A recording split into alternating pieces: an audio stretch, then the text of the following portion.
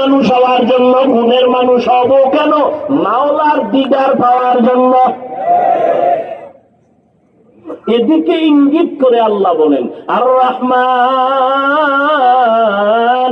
আল্লামাল কুরআন খালাকাল ইনসান।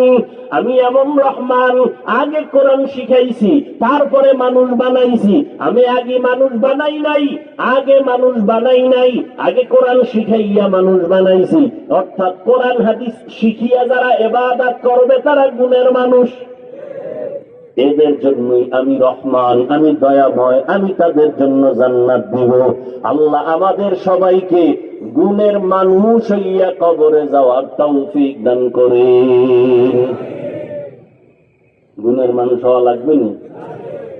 মানুষ হইতে হলে ইবাদত লাগবে না? ইবাদত শিখতে হলে, করতে হলে কোরআন হাদিস লাগবে না? কোরআন হাদিস বুঝতে হলে, জানতে হলে আলেম ওলামা লাগবে না? লাগবে না? তবে আলেম ওলামা লাগবে বইলা ভন্ডের কাছে যাওয়া যাবে না। খবরদার। বহু সাইনবোর্ড লাগানোওয়ালা আছে ভন্ড, আউযুবিল্লাহ নাই, বিসমিল্লাহ নাই, মুজাদ্দিদে জামান, আন্তর্জাতিক বেঈমান আছে না নাই? গাছ তোমার নাম কি?